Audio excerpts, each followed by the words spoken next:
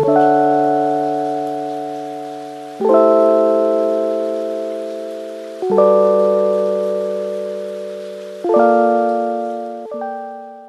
this video, I'm sharing with you a lettering piece in Procreate. This piece was inspired by the second season premiere of the Netflix show Selena.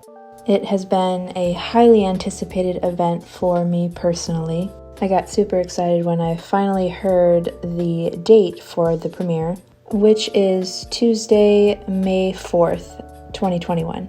So by the time this video comes out, the show will have aired yesterday, and so that's probably what I will have been busy doing all night.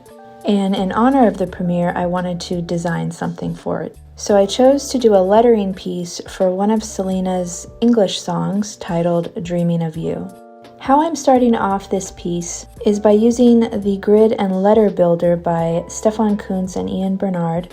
I'm creating a loose composition of how I want my lettering piece to flow. I also added in a placeholder image for a rose because I knew I wanted this to be a prominent part of the piece and have the lettering wrap organically around it. Now that I have the general layout down, the next step is to use the letter builder to map out where my letters will go within the composition.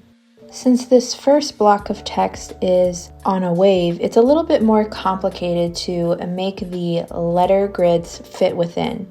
Basically, you will have to use the distort tool to make it fit within that grid. Be sure to double count the letters in your word because the first time around I miscounted and was one letter too short, so I had to redo this step. For the second block of text, I made sure all of my letters fit the width of the block and then went in and used the distort tool to make sure that the letters would follow the top of the curve. After all the guides are in, the next step is to create a preliminary sketch. I imported a photo of an illustration I found online because I wanted to pull from the color palette. For the first initial sketch, I'm using a standard pencil number 1 from a RetroSupply standard pencil pack. This is a thin, even pencil that I'm using to create the outline of the letters and make sure everything fits as I want it to before I go in and do the final outline and color in. This is where you can see that the distort tool on the grid builder is not ideal because it wasn't distorting the rest of the grid. It would have taken me far too long to make sure that when I was distorting it, all of the guidelines within were exactly where they should be. So I had to improvise on the sketch as I went along. One thing I messed up when I was putting together the letter grids is I miscalculated the spacing for an I. Since an I doesn't take as much space as, say, an M or an N, I didn't need to include the entire letter grid. I could have just used the first third. How I solved for this is I use the selection tool to draw a selection around a letter and then use the move tool to bring it in closer to the previous letter and repeat the next step until I was happy with the overall spacing. And then I would use the selection tool to select the entire word and scale it up so that it would meet the edge of the wave. Then I went in and used the eraser tool and redrew and tried to fix a few things that I saw. And I repeated the same process for the second letter block. When you are drawing an O, after you connect the circle, hold down and Procreate will auto-create a shape and make it much more smooth and even.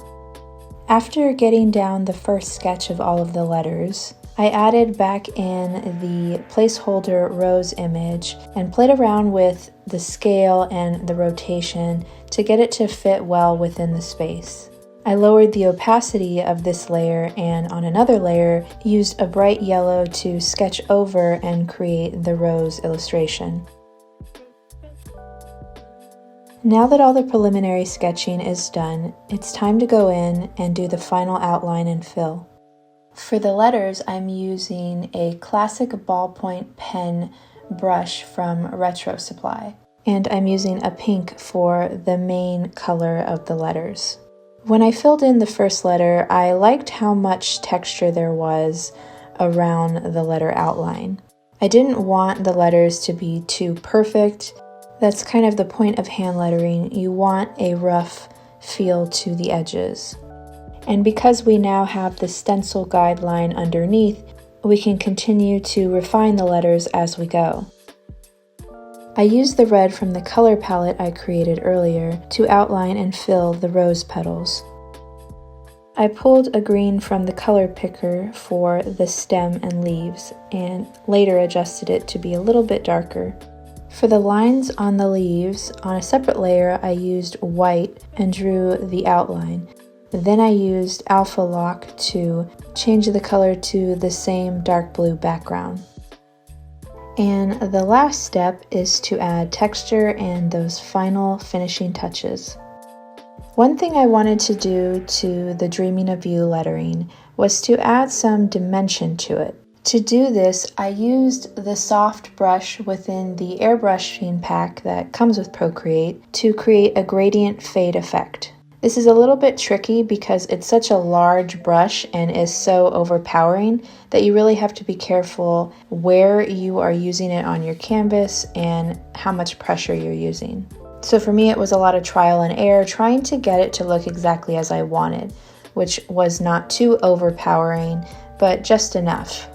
I tried the same effect, but using the background color so that the bottom of the letters would almost fade into the background ever so slightly.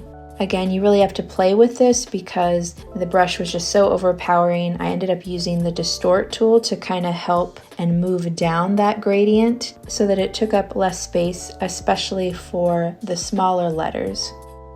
On a separate layer, I used the Edge and Fold brush pack by RetroSupply to add some distressed look around the edges to make it look like an aged album cover. You definitely want to play around with the opacity of this layer. That's why I keep it on its own separate layer, because if you leave it at 100% with a white brush, it can be a little overpowering, and maybe that's what you want, but most of the time I'll put it down to like 50%. I also used a newsprint grain brush to add texture to the entire background. This basically removes the smoothness and makes it look as if it was a printed piece of paper. On a separate layer as a clipping mask over the lettering, I used the ink abrasion in the same dark blue as the background to create a little bit of texture on the lettering. I also played around with the ink eraser brush to add some worn touches to the rose illustration. I try to name my layers as I go because over time it can get really complicated with all of the layers, and so naming them helps keep you organized.